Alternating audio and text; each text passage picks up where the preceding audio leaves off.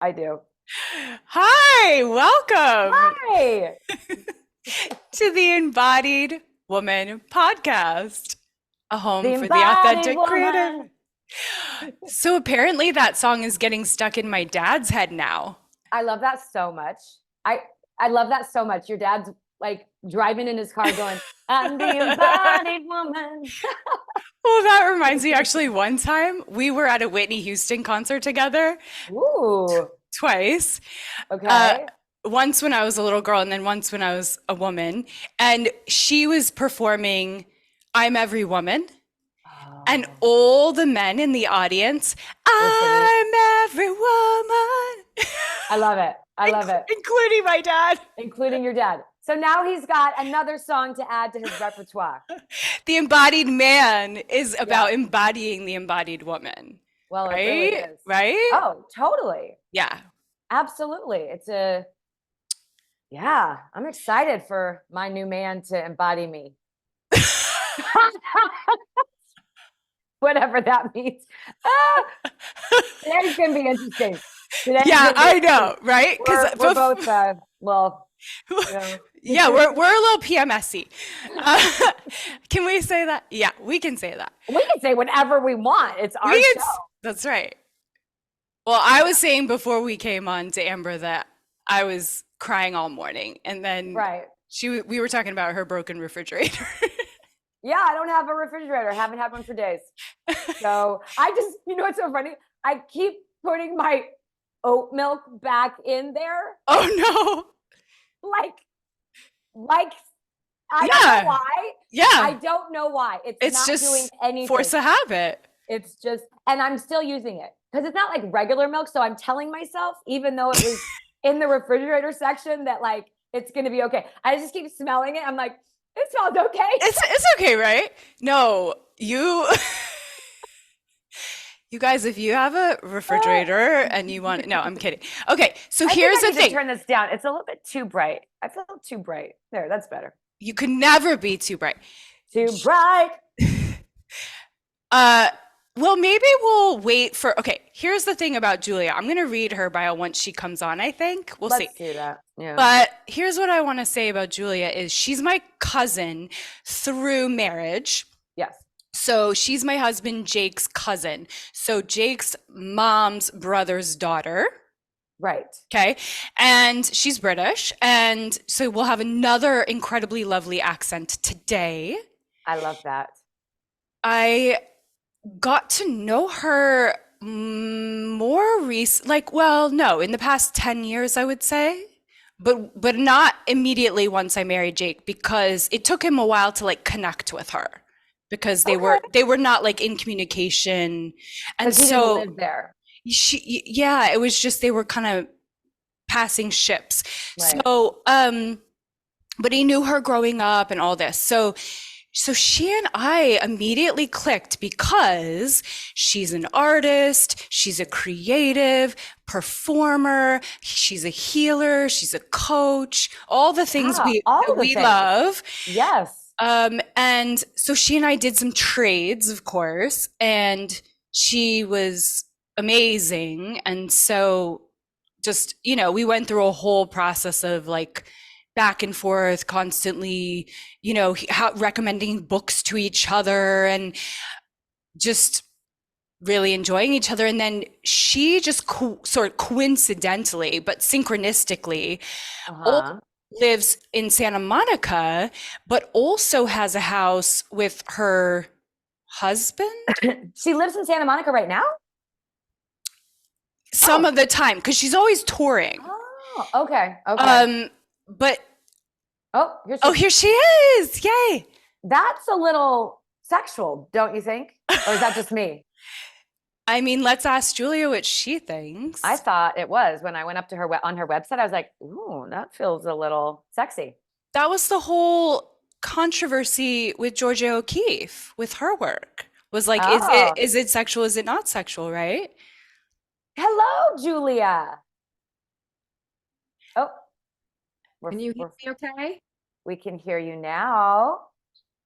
Hi. Ah, Hello, beautiful woman. hello, beautiful woman. How nice to meet you. How nice to meet you too. We were just talking about the picture, the image that's on your website. That's also that just came up right now. Oh, And yeah. I said that feels a little sexual to me. And so Siri was like, "Oh yeah." So I'm like, "Why not just start there?" Well, I have to read Julia's bio. So let Yes, me. I know. Let's Okay. back up. Okay, we're gonna back up. Amber's like, let's wanna start dive there. in. Let's start there. Let's go straight for the jugular. Okay, so here we go. So Julia grew up in, how do I say it? Hertfordshire? Hertfordshire. That was very good. Hertfordshire. Hertfordshire. Hertfordshire. Like heart. Oh, got it. Okay, so Hertfordshire, Yes. England. She sounds better saying it. I know. Well, she began playing the piano at 9 and the concert harp at 11. She attended the Royal College of Music and the Royal Academy of Music in London. Her music career took a diverse turn a few years later when she began touring with iconic Brit rock royalty Brian Ferry and Roxy Music. Since then, she has toured with many artists and has been performing with the legendary Sir Rod Stewart as his resident harpist and percussionist since 2013. A highly creative individual, Julia is also an artist. She is an experienced yoga and meditation teacher, an expert in personal healing techniques and energy work, and a qualified life coach. As a painter, Julia has learned to unburden herself from the pressure and elusive search for perfection. Through art, Julia consciously searches for the flip side of the coin. Her paintings are an exploration into pure creativity, energy, and heart. Julia says, I try to paint without a concern for whether I'm doing it correctly, without worry of the end result. I paint for the pure joy of playing with color and form. Each piece is a journey of discovery in and of itself. You're such a dynamic person and artist and human. You have not only an incredibly huge healing, compassionate heart, a very, very smart mind, but also like so much talent. And you've been doing it since you were a child, and you've been touring for over a decade with Rod Stewart. So there's just a lot to talk about here. And your paintings, I just have to say, because I've been watching your journey with your paintings, and well, so you know that you have a similarity to Georgia O'Keeffe, and she is my favorite artist. And your paintings are just like love to me, just like, pure joy. Like I feel the joy and the love, and I know you put energy into your paintings when you're doing them, like you're downloading it, and it's just so visceral when I look at your work. So I've never gotten to see you perform live with Rod Stewart. We were gonna try to come to Vegas, and we just never made it, and I'm so sorry, but I wish that I had. I still want to. So how are you doing today, Julie? How do you feel about your bio? Oh my gosh. Yeah, when I hear it read back to me, it's like, oh gosh, there's a lot going on there. Yeah. I've been busy. I'm kind of worn out just thinking about all that stuff, but I think it's really hard as a creative. I think let's start with the fact that we're all creative beings. We all come from a creative source, therefore we have the ability to be creative. And I think it's really hard to sort of sometimes narrow the focus. Yes. So things that you could do. There's so many avenues you could go down. Yes. And for me, I think different phases of my life led to different aspects of my creativity. Yes. For sure. And I think also that for me, painting is where I really started to let go, like that perfection paradigm thing that is there for many, many people. I mean, it's really just a mechanism, a kind of a defense mechanism. Most of us learn very young to cope with something that we're surrounded by as children. I was no different, but I ended up in an atmosphere of let's get this technically perfect. Mm-hmm. The world of classical training is all about technical perfection. Yeah. And then we add maybe a musicality on top of that. But I definitely went down that rabbit hole of just being obsessed with, well, I'm just not good enough. I'm just not good enough. I don't have the technique that other people around me seem to have. So I kept coming up short through that constant comparison and being graded, I did every single grade on both instruments, and it's like, yeah, competitions, A lot of conditioning. Yeah. a lot of conditioning. And it wasn't until I started painting, which was really very recent, that I dropped the idea of technique because I didn't have any.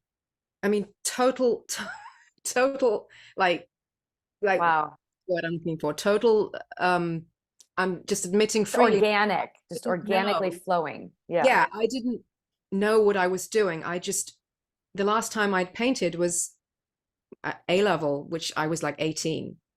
Okay. And I had a period during COVID when, I wasn't on the road. I wasn't working. My husband and I were both, we're both in the band together with Rod. And I think I must have done about 12 jigsaw puzzles.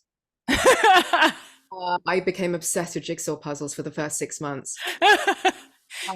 And then I started to paint, and I didn't have any care for what I was doing. I just wanted to put something on the page. The idea of the rose. I was surrounded by roses. It was April. Everything was in bloom. And I just thought, I'm just going to get this pad out that I've had kicking around for, I don't know, 6 or 7 years. And I'm just going to try and draw something. And like you said, Siri, you've kind of watched my journey. And how quickly over like 2.5 years, it's just literally blossomed.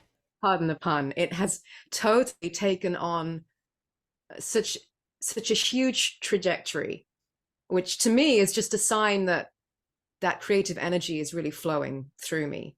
Yeah. And the freedom to work without a concern. At one point I thought maybe I should have some lessons. And interestingly, I spoke to 3 or 4 people who said, don't do it. Don't, because you may well find that you just get too ingrained in technique. And I knew that was a very real threat to me continuing the joy of where I was at. I still have total moments of crisis in the middle of a painting. Oh my God, this is not going the way I had planned. And I have to trust. It's like everyone is that mini hero's journey, every single painting is the microcosm of that way. I love it so much. Amber, I want to let you take over here to just guide us a little bit, because I've been talking a lot. No, well, I just was going to say, so many things I want to say. Siri and I have been talking a lot lately about finding the joy in the process and letting go of the results. So I think it's so divine that we're having this conversation with you right now. And I can certainly relate. I mean, growing up as a child actress and a child performer, and, the joy turned into like a competition for worthiness. I either got the job and I was worthy and special, or I didn't get the job and I wasn't worthy and special. And I wrote and performed a one-woman show last year. And it was the first time that I had revisited that kind of creative expression without any expectations of where it would take me in my career. I literally did it as a part of my healing journey and as a part of my desire to just creatively express because it feels so good to me. And I think that's something that we can implement into everything that we do in our life, because the stress comes from, and the anxiety and the fear comes from attaching to the outcome and the results. And we lose what you're talking about, the pure joy of being a creator. So I just love that we're having this conversation today. And I think I would love to kind of maybe just even go back. Like you mentioned something about childhood and how, you found creative outlets. We all find ways to, cope or deal with whatever it is that we're feeling. And those of us that are artistic in, you know, in the kinds of ways that you're talking about, find it usually at a young age. So I'd love to hear about that for you, like how that happened, what that did for you. Right. Yes, I mean, music was definitely and still is my first love. Mm-hmm.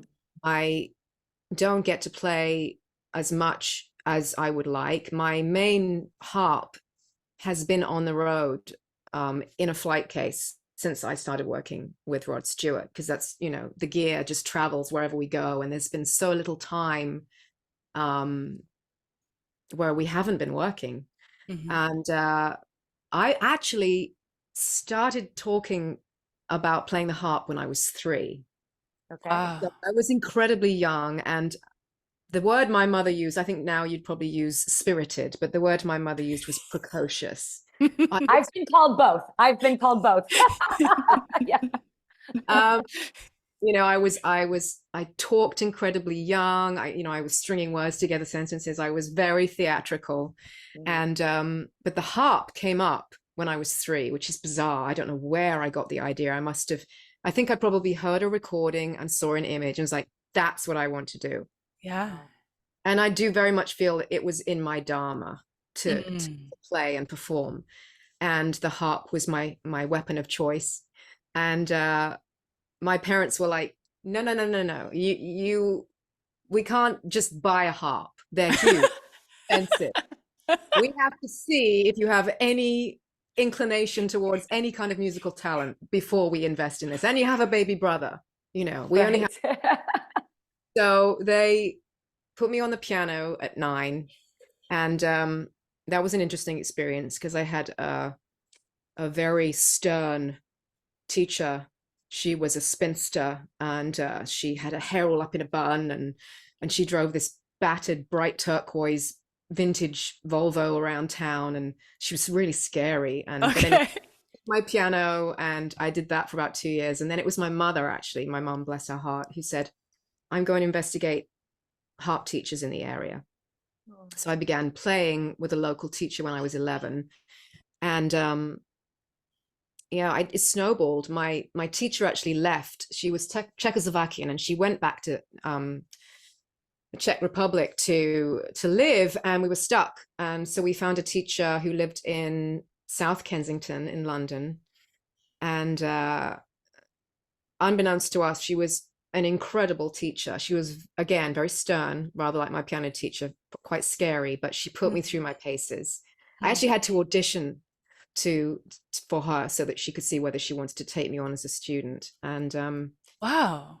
Yeah, it was, I mean, I wasn't scared. I was young, and I was like, okay. And she auditioned my parents as well. The 3 of us sat in her living room, and she played for us first, and she played this incredible piece. And my parents, I think their jaws hit the floor. And then she said, right, Julia, would you like to get up and play me something? Yes, I'll do that. And my parents were like, oh God, here we go.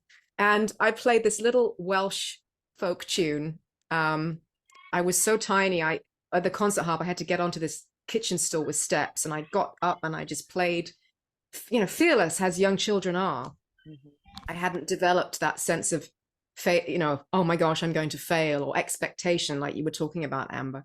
So I just played this little, I don't know, 30-second piece, and she said, all right, then you can start having lessons. And I was with her. Unbeknownst to us at the time, she was actually a professor at the Royal College Junior Department, which is where I headed on Saturdays after about 2 years. And it was like, literally, it was fate. I was just funneled through this Royal School of Music training, which was very, very high level. And I was surrounded by incredible young musicians. So the bar was always high. Everywhere I looked, everyone was just incredible. But it also felt like, oh, I found my tribe, because I didn't fit in at school. You know, I was odd. Playing the harp, as you can imagine, and having long hair and pigtails and little glasses, I was very odd. And then I just, again, life took a turn. And I was busy when I left the Royal Academy doing lots of different classical gigs, solo recitals all around the country. And it was actually funny enough via my yoga teacher, who's had a friend whose husband was Brian Ferry's producer. See, this is how life works. Mm-hmm. You don't necessarily call somebody and go, hey, I'm available for this gig. Life just comes in, and there's that, I don't know, that all those different avenues, all those different opportunities. And this was the one that they said they're looking for a harpist for a music video. And then the music video turned into my first tour on the road, which was late 99. And we went to the States. And it was with Brian Ferry as a solo artist and a small jazz band. And he was doing a gorgeous album of 1930s standards called As Time Goes By. It's a beautiful album. And I was with him and Roxy for the next 6 years. And that's where I actually got into playing percussion professionally. I had studied, but I'd never considered myself a percussionist. As far as I was concerned, I hadn't had enough training to be considered like, this isn't something I can do in front of an audience. But eventually, many, many years later, I finally allowed myself the permission to say, I think I'm actually good at this. This is just something I can naturally do. I don't find it hard. I'm a very rhythmical player. And I eventually began to trust that. But at the time I was like, oh no, I can't play a tambourine. What do you mean? I can't do that. Nobody's taught me how to do it. So, yeah. What I hear is it seems like you had to prove yourself every step of the way, even from as a toddler into the world, and then sort of starting to unravel that needing to prove yourself to get to this place of like, actually, I don't really even need permission or training or validation. I can just do things because I want to do them, or I can just kind of know that I'm good enough. Seems like part of that journey for you. Totally. The unraveling sort of started as a very unconscious thing, like I think it does for all of us, with this sense of just this underlying dissatisfaction with the search for perfection, because it is elusive. It's not real. And if it is, if you do say you do a performance that you consider is the absolute best, then you have to live up to that the next time you go out there and do the same thing. So this idea that you are enough and you can be at rest. And I think there is a balance to be struck between learning your craft, because there's an incredible joy to learning something and being technically proficient. Mm-hmm. Tech really is a means to an end. It allows whatever technique it is, whether it's like you, Amber, with acting and dancing, or with you, Siri, this natural inclination towards healing. Technique is something that affords us the ability and the skill to do what we do. Mm-hmm. The freedom. Yes, freedom to play with form. That's right. Yeah. And I remember speaking with a fellow traveling musician many, many years ago. He's an incredible guitarist. And he was the one who really said that to me. He said, technique is just a means to an end. It's not the end in itself, in and of itself. And the joy of play, which is what I really started to, without the technique, with art, it was like, I would just go towards the canvas. And even my husband said, okay, I can't, you suck the energy out of the room. It's all like, there's a shift, there's a palpable shift in the energy of the room when you're painting. And I wasn't aware of it. And then when he pointed it out, because he has a great radar for creative energy as a songwriter and a gifted guitarist himself. So he said, right, because he's also in Rod's band with you. Yeah. Yes. I mean, he's been in Rod's band for 25 years now, long time. And he's an incredible player. He's a very musical player. And it was wonderful when I first joined the band to watch him solo, because coming from a classical background, the idea of doing an improvised solo with no notes on the page is terrifying. Like, I read the notes, I interpret what somebody else has created. Mm-hmm. And I got given a solo and I was terrified. Mm-hmm. I was suddenly like, the ground is taken away from under you. So what do you do with that moment? Can you unlearn? Can you trust in just letting yourself dive off the cliff and be in free fall. And I learned a lot from him and a couple of other members of the band at the time in this art of letting go and trusting that something will come in. You are a channel for divine creative energy, whatever your skill. And if you just allow the space and stop overthinking everything, the thing like this gets in the way. You just get out of your own way. Yep. So just it's the difference. And I've said this before. I've talked to my daughter about this. She's starting to dance, and whether you're listening to a musician or watching someone dance, you can have two artists, and one of them you watch and you're just absolutely moved beyond, to tears, and then the other one is an incredibly spectacular technical performer, but there's something that's missing. And I think it's what you're talking about. It's the ability to, have the technique, but then to let it go and allow something else to move through you.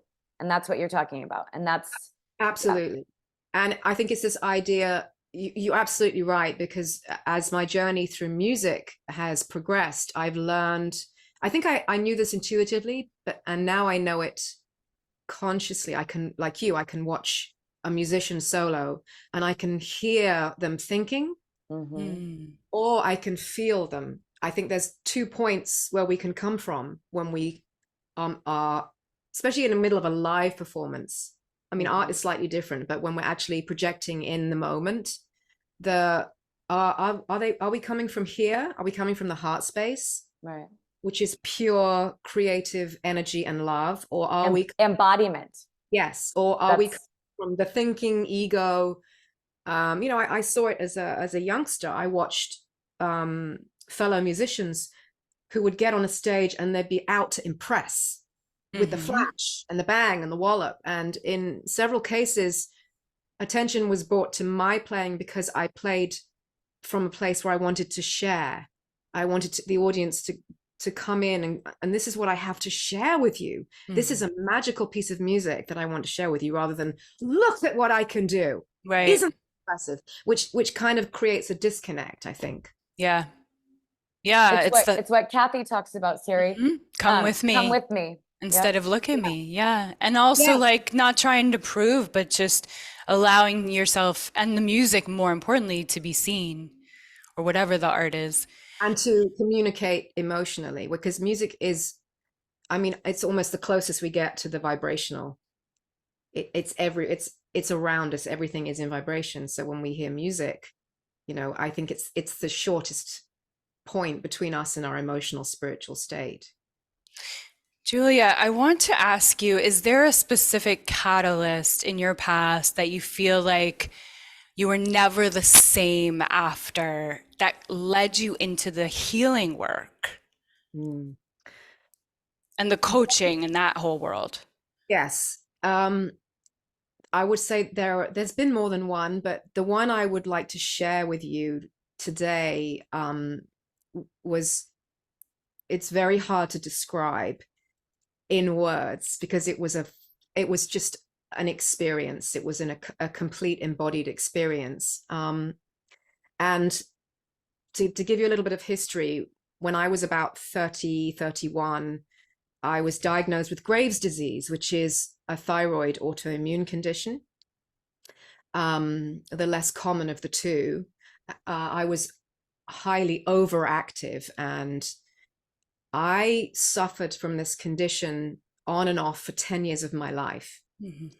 And when I was just after I joined Rod's band and met my husband, Don, he kept talking to me about, he said, you really need to speak to my friend Howard. He's a healer, and I think he can help you. And I would say about 4 to 6 months into my journey with Rod's band and my early stages of my friendship with my husband, I finally decided I was going to call this guy. So I had this phone call in which this healer said, I'm going to work on you. And the very next day, I flew to Las Vegas to perform with Rod because he's had a residency at Caesar's Palace for the last 12, 13 years. And it was about 2.5 weeks after the healing work had been done that I was flying home to the UK. And it was like the work had percolated. I had been healed. The physical healing was instantaneous, even though I didn't trust it. But there was a sort of something else happened. Something else, like the light literally entered my body. And about 2.5 weeks after this work, I was on this long haul flight home. And I had what I can only describe as a spiritual awakening. Mm-hmm. I literally felt my breastbone just thaw and crack. And I must have sobbed for about, this was an 11-hour flight.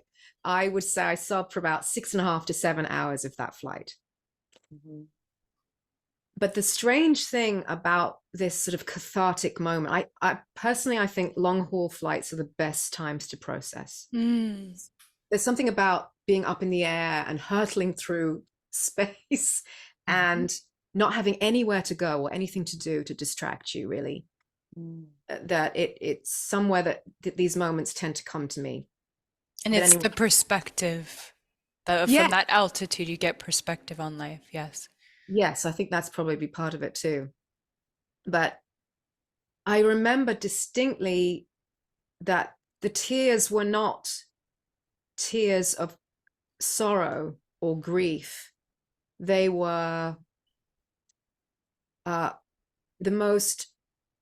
deepest form of gratitude that I've ever felt in my entire life. It wasn't as, oh, I'm grateful to be here. It was like everything that has happened to me up until this moment, I am grateful for. I'm grateful for having been sick. I am grateful for all the bad abusive relationships. I'm grateful for all the shit that I have waded through, because I know that it's what has brought me to this point, what has brought me to this moment of realization. And it was like I was having a conversation with God without words. And I literally watched the sun go down. I kept getting up to refill my tissues. I think the flight attendants were like, what? You can curse if you want. What? She just started watching a movie, and what was she watching, you know?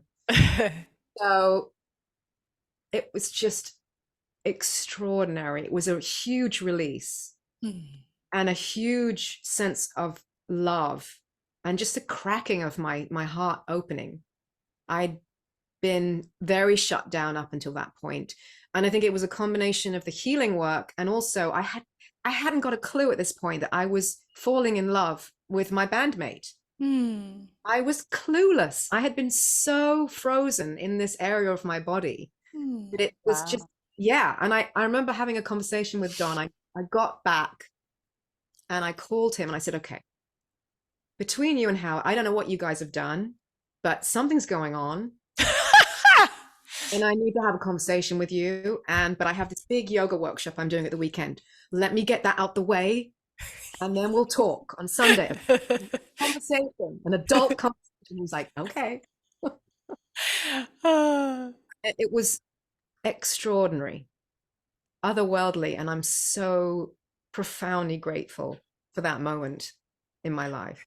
What was the conversation like? Well, I want to know the conversation, but I also want to know what was it? And this is, I'm my own curiosity, and also probably some other women. So you said that you had some not so great relationships. Okay. And then this man comes into your life. What the heck was it that caused your heart to break open and to allow yourself to feel and experience love in this way with this other being? I think when I'm sure everybody can relate to this, but when you have these moments in life, you can't really define any one specific layer, because it's a multitude. It's like the layers of the onion. Every single layer of me was Like your paintings. yes. Oh, but there's Yeah. another example. I mean, that was another moment of like discovery Mm. of this whole other aspect of my life that, you know, I was 49 years old. I had no idea I could paint like this. No idea. But I mean, getting back to that moment, um, I wouldn't want to say my courtship. It's a very old-fashioned word, but it was very old-fashioned. Don and I were friends for months, and we just found ourselves meeting up in parks and botanical gardens in cities all over the world, and gradually just having these very long conversations and enjoying this wonderful friendship. There was a deep connection there. And then between the healing work, which obviously just filtered through every single layer of my being, my physical, emotional, spiritual, mental being, every single layer was activated and moved through by this divine healing energy. I know you guys know all about that. Yeah. The point at which I met, or really kind of, there was, okay, I will just explain this because this was kind of cool too. There was Okay. the last day of that particular trip to Vegas. Don and I had been hanging out on all our days off. Everybody in the crew and the band was like, we were definitely at it. And nothing was going on physically. We were just hanging out. We were watching movies together. We were having meals together. But I was holding back. I didn't like I said, I did not know how I felt. And I was in fear. I'd been single for 7 years of my life. And both my previous significant relationships were emotionally abusive. So I was in lockdown. And I want to say the last day of Vegas, I called Don and I said, look, I'm leaving in about half an hour. And he said, oh, come down, say goodbye. And I said, I got some stuff in my fridge too. You should take this back to LA because you're driving back. And I hate waste, I hate wasting food. So he comes down to my hotel room and we said goodbye and he hugged me. And I remember he put one arm around me and I laid my head on his shoulder, on his upper chest and shoulder. And he put the other hand on the back of my head. And at that moment, my body kind of did a Matrix-esque kind of wiggle, like the tectonic plates shifted. And I was like, oh, what's that? And so I think that also triggered this moment on the plane of just release and emotion and thawing, literally thawing of my heart center.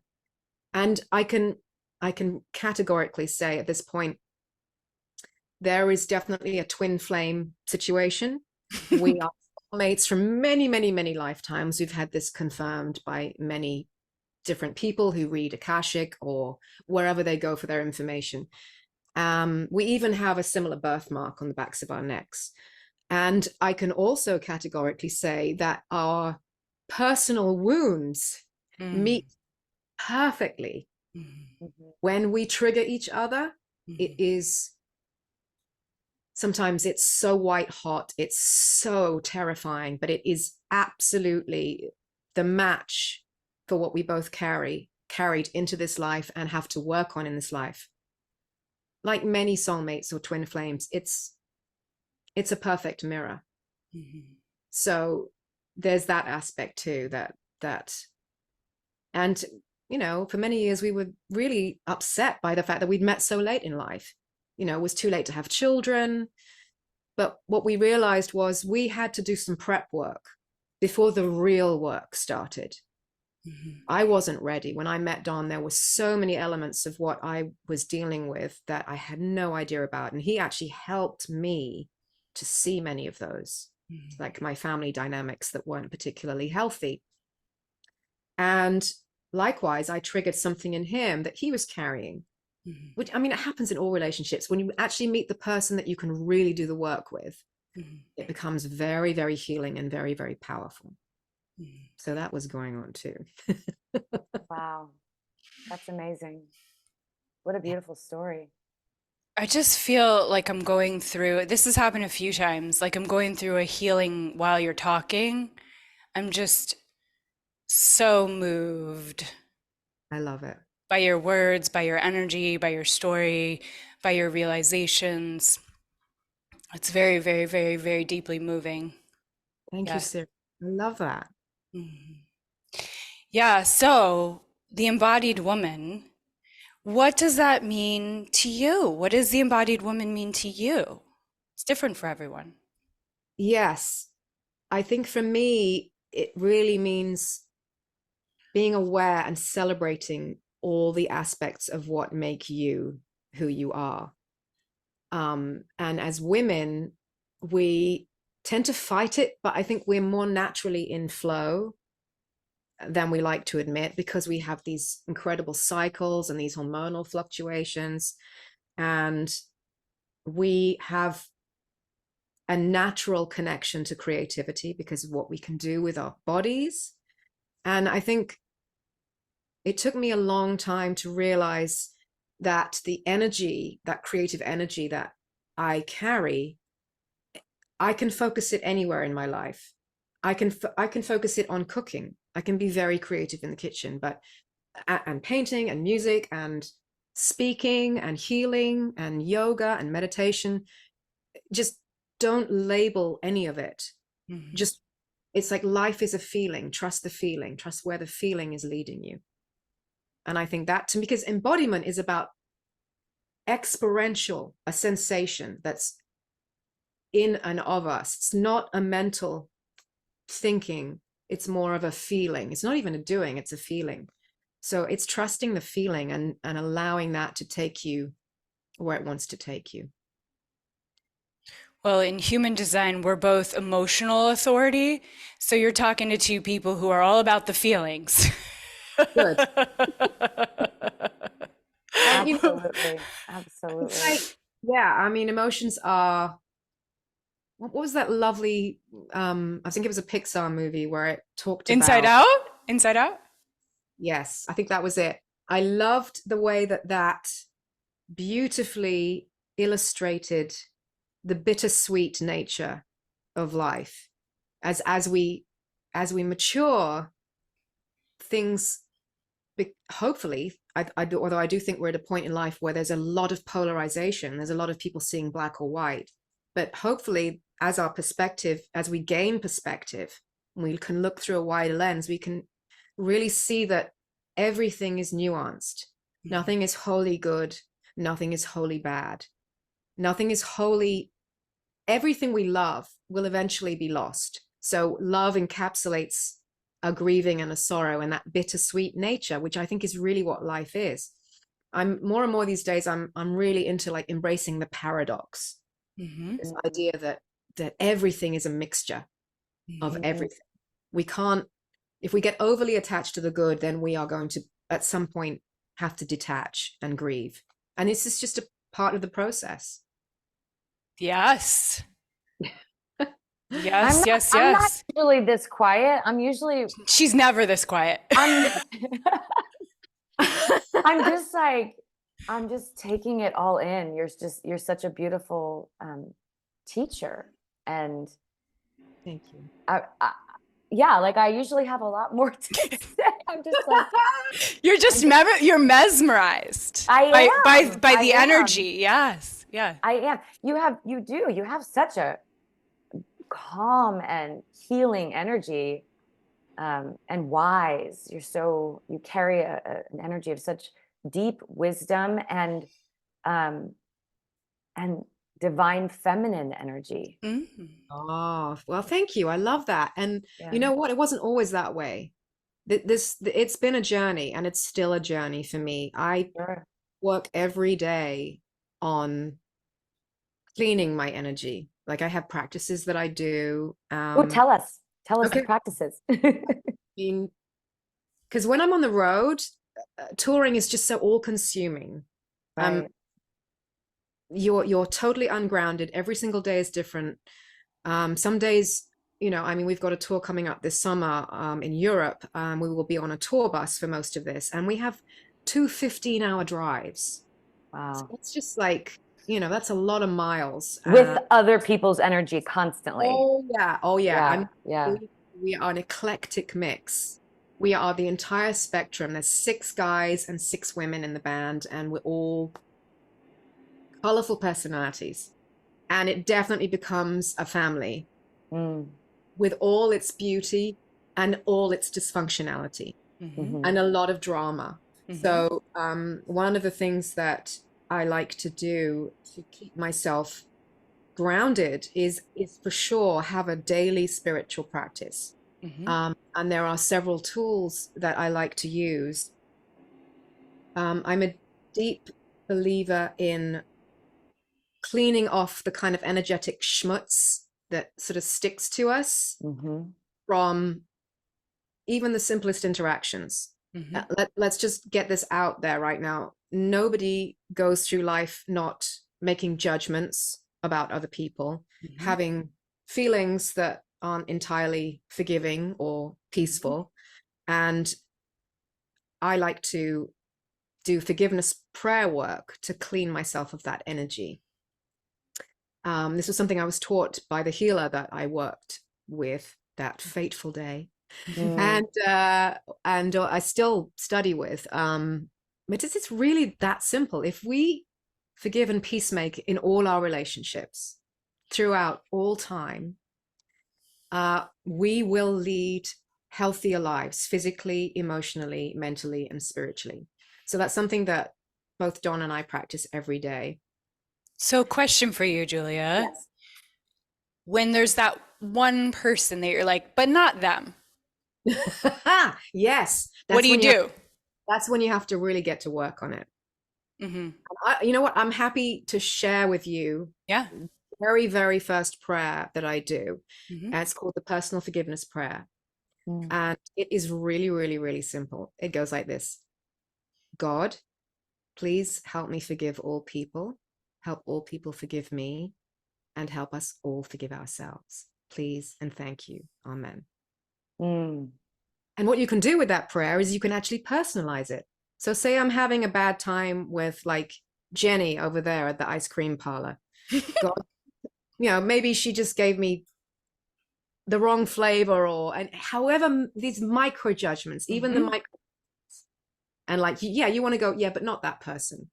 You go, God, please help me forgive Jenny, help Jenny forgive me, and help us both forgive ourselves. Please and thank you. So simple. So simple.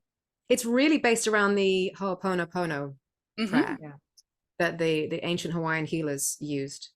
It's just, I'm sorry, please forgive me, thank you. Yeah. No exceptions. No exceptions. It doesn't matter what these people have done to you. Doesn't matter, because the person who's carrying the schmutz from not letting it go is you. Yeah. Unfortunately. Yeah. Yep. So that's a really key practice for me. And I also need space and silence. Bizarrely, for a musician. Yeah. Like, I don't listen to a lot of music when I get home, and I paint in silence. I love to paint in silence. And sometimes I will just use prayer work as I paint. And I love to be out in nature. Nature is where I feel God the most. That really for me is the deepest connection. The small, tiny details of how the seasons are shifting, all those kinds of things are just divine. Okay. The word silence. I did not discover how much I loved the sound of silence until I would say the last 3.5 years after I got a divorce. And I had to get used to being by myself. And I had to come to a place where I found the beauty in the difficult times.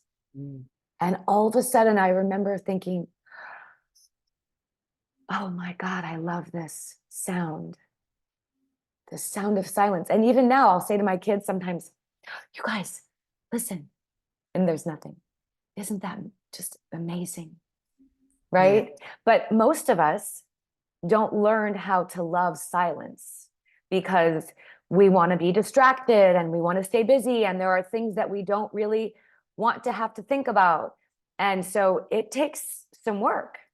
Exactly. Right? just nailed it. I think for most of us, if we are in silence, rather than there being a tendency to think about things, we might actually feel something that we're not comfortable feeling. And for me, my journey through healing and into healing was about initially getting comfortable with feeling uncomfortable. Right. And being an acceptance of like, this is my vibratory state right now. And I don't feel good. Yeah. I do not feel good. That it's okay not to feel good, because that's the way we process. We start by acknowledging, because that feeling is trying to communicate. I always kind of call it inner child abuse, because the inner child is trying to say, excuse me, I'm not okay. And most of us silence the child for most of our lives. I mean, this didn't come to me till later in life either, Amber. I was definitely too busy running around trying to be perfect, and being busy. Can relate. Now I actually get angry and irritated when I don't have me time.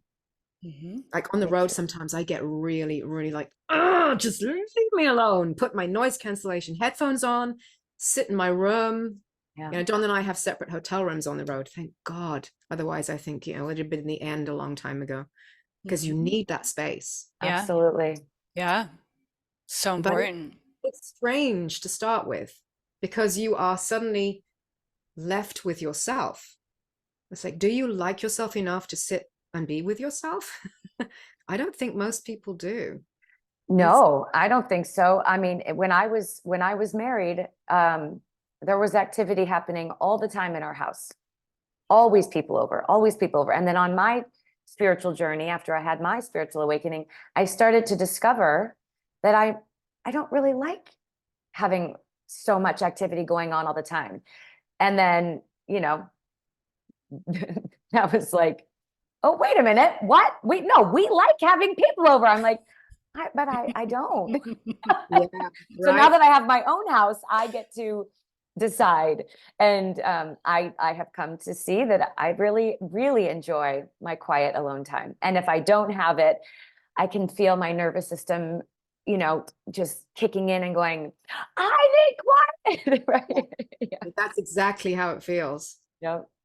So your embodiment practices are vital, because you're around people a lot and they're dynamic and you're traveling a lot.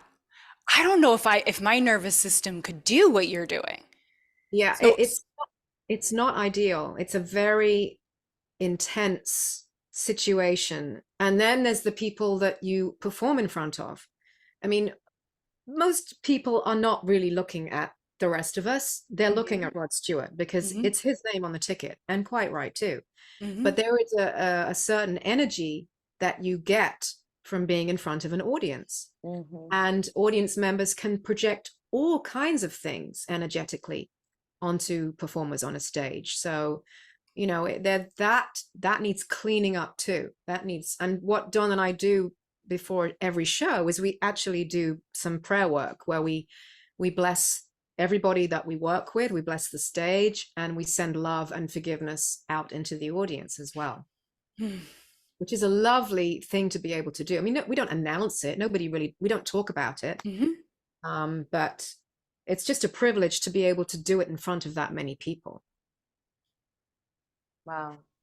So when you're on the road, you're doing a lot of the prayer and the blessing, the cleaning the energy. Is there anything else that you're able to do on the road to embody your own energy? Are you able to, what else? Well, we both like to find, because we travel a lot from city to city. If we end up in the middle of the countryside, it's like, wow, okay, let's go for a walk. Let's get some comfortable shoes on and let's walk. But most of the time, we're traveling in very urban environments. And so connecting to nature becomes more of a challenge. But most cities do have botanical gardens, some kind of a park. And those are places that I will tend to make a beeline for. And I also tend to travel with a yoga mat, because, I studied teacher training many, many years ago, initially to deepen my own practice. And I'm so thankful for that. because I don't teach as much these days, but I love the awareness and the deepening of my own practice that afforded me. So movement is also really important. The older I get, the more I need to open my body out and stretch and meditate too. Like sometimes it becomes very hard to meditate on the road because it's so frenetic. It's very hard to shut that down. But like I said, noise cancellation headphones, like on the 12th flight of a tour, when you're hearing the safety announcement for the zillionth time and you just need to just zone out, you put your headphones on. Yes. But yes, it's very challenging. So there's always a decompression. It's like divers when they go through the bends. When we come off the road, it's like there's a reintroduction to oneself. Like, oh, hey, there you are. And I also talk to God. I have to say, I have conversations with the divine frequently, and they can be, deeply beautiful, or they can be quite trite. Yes, I know about that. Yeah, the divine gets the whole gamut from me. The whole gamut. Yeah. Well, as you said before, I mean, everything is a paradox, right? And you're embracing all of it. And so if we are an aspect of the divine ourselves, or a, manifestation of the divine, or however you want to phrase it, then it would be perfectly acceptable for us to have conversations with the divine that would embody all of it. Absolutely. And I really do think that's a powerful spiritual tool. It's like, we don't, I think because a lot of us, I remember this from my early teacher training days, we had this whole evening where we all sat down and it was like, we're going to talk about the word God. And everyone's like, really? Why? And then it became apparent that there were many people from many different religions, many different doctrines, many different cultures and beliefs in the room. And the word God, it was amazing how affronted some of us were by the word, because we had this idea, we have these belief systems that that we inherit. And when it comes to prayer work, even the word prayer can be, I mean, you could use the word affirmation instead, but the beliefs that we have sometimes block the divine from making contact. We're all sent many, many blessings and many, many opportunities every single day in every moment. So the idea that we have no direct connection needs to just go away. We don't need a middleman. We don't need a church. Those are beautiful places to go to experience energy and a deeper connection, but you can sit under a tree. You can be in a train station. You can be anywhere. And I think the more that you practice speaking to whatever it is you want to call it, I love infinite light, infinite source, divine father, divine mother, however you want to address the infinite, do it often. Open up a dialogue, and you will be amazed at what you receive. I love it. Yeah, no, I resonate deeply with everything that you're saying, and I am in constant conversation throughout all of my day, whether it's, with God or with my angels or with my loved ones who have passed. In fact, we were at my nephew's birthday party last night, and my sister, who has no spiritual practices or beliefs. She's very scientific, and that's just the way that she is. We both went to Catholic school for quite some time, and I guess we both have our ways of finding what works for us today.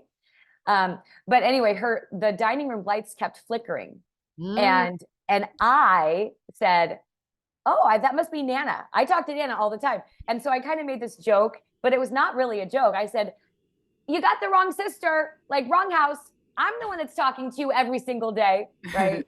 And my sister kind of laughs, like, no, clearly it's the dimmer switch or something, very literal. But no, I am constantly in conversation with, because I need a lot of help. And also I I feel better. I feel more embodied and I feel more connected when I am in a constant conversation. It's like any relationship that we have, right? I am a communicator. And so whether it's communication with people that are in my life in this physical reality, or with people that are, or spirits or angels or energy that's not. Well, yeah, they're still here. I mean, we have Right. the same thing. We have an old this property that I'm on here has been in the Kirkpatrick, my husband's family, for about 100 years. So there are a lot of Kirkpatricks, and whenever we go away, we bless the property. We do energy work to bless the whole place and protect the surrounding areas. And we always get the lights just go on and off like crazy. And I think it's hard. I mean, it took me a long time to realize that what we consider solid around us in this sort of three-dimensional realm is not really solid, and that there are other elements that we can't all see. We can feel them, but we can't always see them. And I like to, as much as I can, also just this idea that I don't know everything. I could be such a know-it-all. You know, the sense of knowing, I think for a long time was what I thought empowered me. And the idea of not knowing was like, oh, you know, I need to explain, I need to know. But I think there's an element to not knowing that allows you to have a sort of a humility, and to recognize that you can surrender to something that you don't know and trust. I mean, trust is a daily, it's a daily practice for me. Doesn't always go according to plan. I'm very human. And I think we live in a world it's just everybody's so riddled with anxiety. It's very hard to be trusting in the world. Yes, so much negativity, and we are bombarded with it. No news station seems to promote the good that's going on in the world. It's all about the drama and the disaster. A friend of mine calls it the theater of the ridiculous, which I love, because we should take things more with a grain of salt. I think the cosmic joke of it all, you know. Yeah. So Julia, this is a question we've been asking a couple times, is when did you experience, and you've been talking about it already a lot, but what's a moment that you've experienced the hands of God that was so visceral for you or life-changing for you? Well, I definitely would say that healing, that moment on the plane was huge. And I would say another one, it's hard to choose. I'm very blessed. There've been many. Okay, this is going to get a bit out there. Okay. But I love it. I love out there. Yeah, this is a fun story. I had been with Rod for about 6 months at this point, and we were embarking on a tour of Europe. And we first were going to hit Poland. And weeks before, Rod was very, very excited. And he said, we're all going to go to Auschwitz. We're all going to go to Auschwitz. Wow. Like it was going to be a fun day out. I know. Because that's fun. Because to him, he loves to educate. He's a World War II baby. So he's everything about World War II. He just eats up and chews up. He's got all the best. He's just a fan. And I was very obsessed with the Holocaust when I was at school. I mean, 17, 18 years old. I was studying World War II history at that time. But the idea of actually visiting this place was kind of mildly terrifying. I knew about my Jewish heritage. And I remember telling my mom, we're going to go to Auschwitz next week. And the other end of the phone just went silent. She was like, okay. And this trip was indescribable. I remember we were supposed to go all as a tour group, and on the way there we hit traffic, and it's just a single lane road to the camp, into the museum of the camp. and the heavens opened and there's this massive storm. It was like Shakespeare, you know, it was like, oh, the foreboding sense of, you know, the weather reflecting what was going to happen when we got there. And we were in this like people van thing, and we watched Rod's limo just go back the other way. And the next thing we know, the tour manager's banging on the window and he's going, okay, he's bailed. He doesn't want to sit in traffic. He's going to go tomorrow morning before the show. There's a tour guide waiting to meet you. Do you guys still want to do this? Everybody was like, yeah, sure, we're here. Why not? So we go to Auschwitz. We buy our tickets. We go through the gate. And the moment we walk into this place, my knees start knocking together. Yeah. And I remember one of my fellow bandmates, she said, I want to take a picture of you. You look really cute in that little red skirt. Honest to God, I looked like I had this red dress on. I looked like the little girl at the beginning of Schindler's List. I kid you. And I remember saying to her, this voice just came from the pit of my stomach. And I said, no pictures of me in this place. And she went, oh, okay. And I couldn't move. This tour group, they walked away, and I just stood there and I couldn't move. And I remember Dawn, who, like I said, we had this friendship. We just started dating at this point. So this is like a first date. Can you imagine? Yeah, right. So romantic. Yeah. And he turned around and he came back and he said, are you okay? And I said, no, I'm not okay. Not okay. And he said, what do you want to do? Do you want to go back to the van and just wait for everybody? And I took a deep breath and I said, no, I think I have to do this, but I don't want to do the tour. I have to just do this at my own pace. I don't want to be with everybody else. So he took my hand and we just walked very, very slowly. And it was eerily quiet. It was raining. There's no bird song. It's a bizarre place to visit. And we watched the band disappear into one of these buildings. The museum's been created out of the sort of the dorm buildings where the prisoners were housed and slept. We went into another building, and at one point, I just completely broke down and fell to my knees and started sobbing. And Don swears that he went one way, I went the other, and he said that he went into the room where there were pictures of all the political prisoners and all the Jews that were housed in the camp. And on one wall were all the children. And he said, I saw your profile on that wall. And he didn't tell me this till the next day. But he picked me up off the floor. He came in when he heard me scream, and we sat outside for what felt like hours. We didn't see a soul. I don't know what happened to the band. It was like everybody disappeared. And he said, what's going on? What's going on? And I was full in process. And I just kept describing what was going on in my body, which was predominantly very strong. You know, the three big ones: fear, anger, and grief. The three biggies, and predominantly fear and grief. Mm-hmm. And finally, I said, let's get up and walk. And we walked to the end of the camp to the wall. There's what remains of the extermination wall, where they shot hundreds and hundreds of people. And I said, let's just walk up to the wall and do some prayers. Let's just stand in front of it and just do some prayer work. And we held each other's hands, and Don was sobbing at this point too. And the pair of us were just a mess. And we got within about a meter of that wall, what was left of it. And we just muttered under our breath as many forgiveness prayers as we could sort of grasp from the ether. And then we just turned and we walked slowly out. Again, didn't see a soul. It was like we'd entered another dimension. And we sat in the van, probably for another 25 minutes with the heater running so we could get warm. And that was the end of the trip.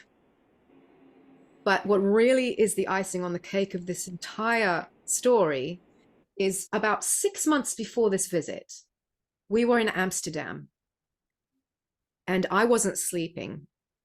And all my life, I've had this recurring dream ever since I can remember, ever since I was a child. Every dream I've ever had, I would wake up remembering there was this sense of dread, even the really good dreams. I'm not just talking about the nightmarish ones or the stress dreams. Every single dream, there would be this undercurrent of sort of fear and terror. I almost describe it like squid ink in water. It would just infiltrate the undertone of the dream. It would be like a feeling tone. 2 days after this trip, I woke up and I sat bolt upright in bed. And I'd been dreaming, and the feeling had gone, completely gone. And I was astounded. But instinctively, I knew that I had processed a piece of the puzzle from that life that I had brought into this one, like a groove in the record that had just stuck with me. And that was after that, Don told me, I saw your picture, and I actually spoke to a psychic about 3 years later and had an amazing Akashic record reading. And then she said, do you have any questions at the end? And I said, I have a quick question. I said, I visited Auschwitz a couple of years ago. And she interrupted me and said, yeah, that you didn't make it out. They've told me to tell you it's done. That piece is put to bed. You don't need to know any more about it. It was very matter of fact, it wasn't, oh, yes, you had a terrible life and you were tortured and you died. It was very neutral, as it is coming from that realm. And I just feel that it was such a profound healing that I can't even begin to understand how something like that can be processed in that way. But it was huge, magical. Wow. That's amazing. I actually have a belief. A friend of mine who had a similar experience at Dachau said to me, because I don't know, we all like to think there's a reason that things happen, right? That these huge, terrible, horrific things that go on in the world, there's a reason for them. And I think she had the best explanation I've ever heard about something like that, which was that many of those beings did a quick turnaround and came straight back in. And we, on some level, all the people on both sides of the picture needed to experience the abuse of power over other human beings in order to, it's almost like we come here to learn what not to do, to remember what we truly are. And that was her way of describing it. We learned how not to abuse power by being directly in a situation where power was abused in the most terrible way. Yes, that makes sense to me. Yeah, me too. Oh, Julia, I just want to ask you, as we round out this conversation, about your art and just what it means to you and what you hope it means to others. Oh, that's really interesting you should say that. Because I was having a conversation with only the other day, and I said my wish really for people who see my paintings is that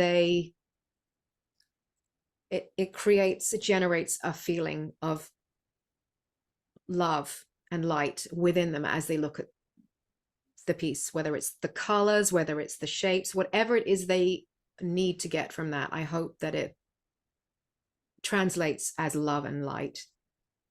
And I mean, maybe healing, but doesn't, I feel like everybody's going to get what they need from each one. I mean, it's a bit like you when you said Georgia O'Keeffe. That's not the first time she's been mentioned.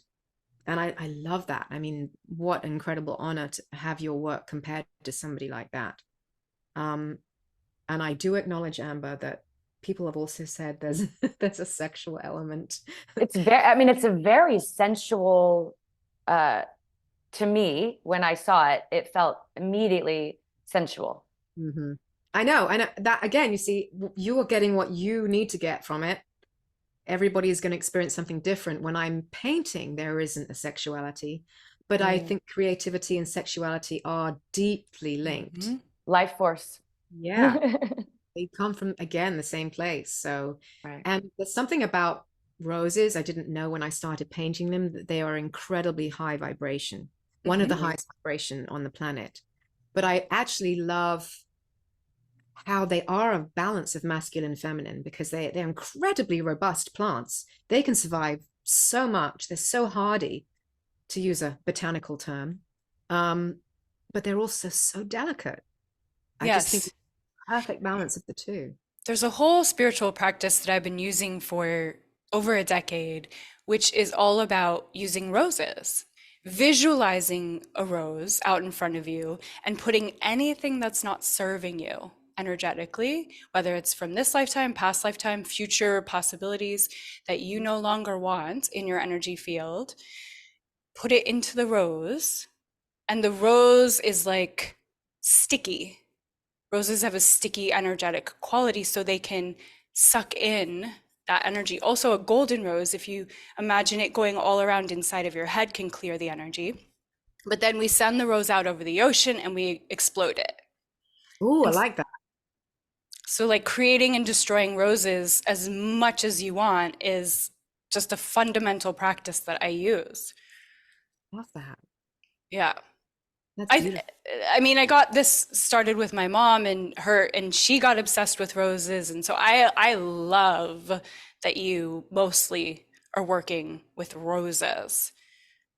It's There, just there's so many different kinds, and for me, the aspect, like, am I going into the center? Like the one that's my screensaver for Zoom um, is very much the center of like a peachy rose, Mhm. and I love how they just beautifully reflect that Fibonacci, that beautiful spiral that life is, and that sense that there's a portal Mhm. in the germ of every single seed of creation. And so I oscillate between that. I've done very few whole roses, because another aspect I like to look at is these ones that I call profusions, where it's just almost a series of petals and you don't really know where you are. You're sort of thrown off, like, I'm somewhere in this flower, almost like a bee or a fairy or something, and you're not quite sure. So it becomes almost like a friend of mine who's an artist and an art critic described it as a mandala. She said they're like mandalas, and your eye just doesn't want to settle, and it just keeps moving around, and you're drawn to different. So the possibilities, to be honest with you, are just endless, and that's something that really excites me. The fact that there's no end. yeah. Like, who wants to stop? Well, I don't want this interview to stop, but Okay. I know Amber has a client. So Yeah. your Instagram at jthornton444, people can watch you creating your art. I finally discovered by accident, I have to admit, because I'm not the most technical being, the time lapse. So I can actually speed paint, uh, which is nice because I get to see too the progression super, super quick. So sometimes I'll leave it on for 20 minutes and you'll see something evolve quite quickly. But yeah, I've definitely got some work up there. I occasionally post on the road, and here we are. And I love posting food because I live to eat good food. And Um, you have an opening reception February 24th, 4 to 7. Where is this? this is Lindsay Museum and Gallery. Yes, this is very, very local to the Kirkpatrick Ranch. This is in Central California. I know it's not accessible to many, but this is my very first art show. So it's pretty miraculous. Don't even ask me how That's this, exciting. it's so exciting. And what's more, I'm sharing the wall space with another artist who's local. He lives about 20 minutes away, and his name is Shane Gaffog, and he is internationally recognized. Can you And see? I'm putting it on the screen. Oh, yes. this Gorgeous. this guy went to Cal Arts and worked with Ed Ruscha. I mean, I can't even tell you how or why I get to share wall space with him. It's an incredible honor. He's extremely established, and the bizarre thing is our paintings kind of work together. So I'm very excited. And yes, this is the opening's the 24th of February. The show is going to be up until the 20, I want to say the 22nd, 21st or 22nd. I think it's on the the flyer. We'll put it in the show notes. I'll be posting it. Your website is juliathornton.com. And we are so absolutely just in awe of this conversation. I can tell Amber is. I am. Like, it was just so freaking incredible. I want to say just really quick when you said, I don't even know how I'm sharing the wall with this.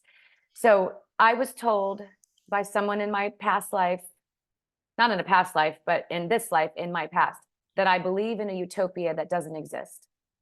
And I just want to say for everyone who's listening that clearly your story is an example of a utopia that does exist, and magical things have happened and continue to happen.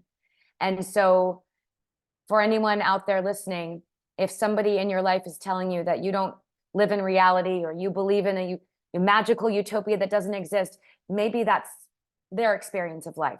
But we're having conversations, plenty of conversations with amazing women who are experiencing magical utopia on the reg. And this is an example.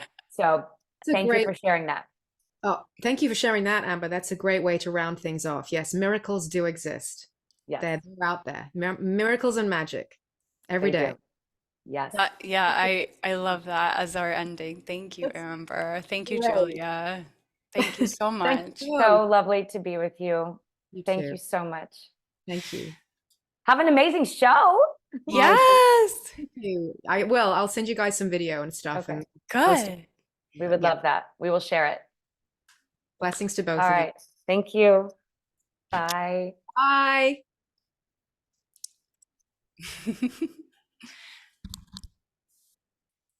Oh, she's lovely. Wow. It always goes on such an unexpected journey, these conversations, and you just have to ride the river and just see where it's going to take you, and just trust and know that there's going to be so much magic on the way. Yeah. I think there were quite a few times where I was quiet because I felt like I wanted to cry, and so I just needed to listen. Yeah. It was it was a very emotional conversation. Maybe, I don't know if it's because I'm feeling emotional or if it was just an emotional conversation, but I cried half the time she was talking. yeah. I mean, that story of, I think because it feels so personal to me, the story of like having closed her heart. Right. And then meeting this man, and that experience of just having her heart broken open in the most beautiful way possible. And then the experience on the plane. Yeah. But having it be like pure gratitude of, and her experience of seeing how every single thing in her life had led her to that moment. Like, right? Like that just touched me so deeply. And yes. And her gratitude for that. Yes. Right? Like, wow. Like, how many times do we have experiences in our lives where we're like, the hell is this happening for? This is some shit. But like, she had an experience where she got to really see how every experience she'd had was an integral part of the evolution of her soul that brought her to that most beautiful, magical moment where she was opening to love. Yes. Like, it's like an end of life moment. Yes. It really like a life review moment. Yes. Yeah. Yes. And I love that. And I feel that this work that we do, that is one of the gifts of this work. Like, yes, we are in our humanness, right? And we might spend a day or two in our humanness. Yep. But ultimately, I spend every day in my humanness. I'm talking like yeah, I hear you. Yeah, I hear you. Yeah, I know. But then we ultimately return to this place where we can kind of reintegrate how everything is of the divine. Right. Which is what she was also talking about, even in the most horrific experiences, as the story about Auschwitz. Oh. Yeah, but like how everything You know, we can't always make sense of everything. Or rarely can we with our, you know, finite, Logical, yeah. logical human minds, but that, you know, there's always something bigger happening. Well, one of her gifts, to add to her list of the many, many, many, many, many gifts that she has, is clearly storytelling, Yeah, right? yeah. She's beautifully artistic, and she speaks as a painter, as an artist, Right. doesn't She she? paints the picture. She literally paints with her words. Yeah. What I mean, I could see her on her knees Oh, crying. yeah. I could see her with her husband up against the wall sobbing. I could feel that so viscerally. Yeah. Like we were there with her. Yeah, Yeah. for real. Yeah. What a She should pleasure. write, she should write a book like you just did. She She should should write a write a book. book. She Yeah. absolutely should. I I mean, mean, should, her- could write a book if yeah. she Well, wanted the to. thing is that she's on this journey where she's very aware that there's no end. Yeah. Right? I mean, she's clearly open to wherever life takes her. I mean, she said that she didn't even start painting until, you know, More not that recently, long yeah. ago. So she's open to that, and That's I'm right. sure that if her soul has a mission to be of service through the written word, that she will. You're right. Right? I That she agree. will. Yeah. Yeah, because she's having that conversation all the time. And she's in Yeah. she's allowing herself to be humbly in the not knowing, which I thought was so profound. And also the other thing that I thought was so interesting, and I love what we talked about with her as far as just like being a creative and being and how you're really just a vessel, Yeah. right? You're just allowing it to flow through you.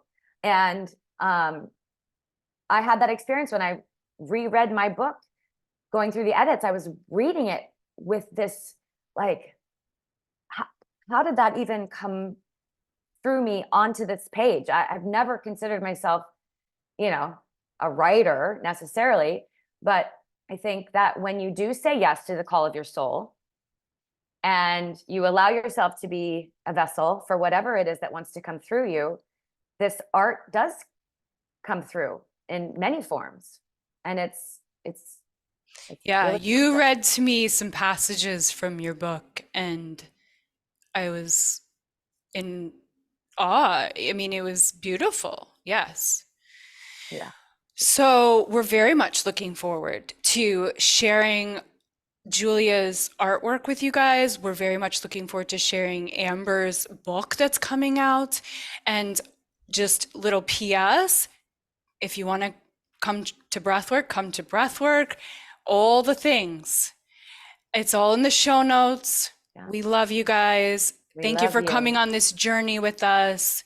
Follow us on Instagram so you can keep staying in the loop, and we'll see you soon. Bye.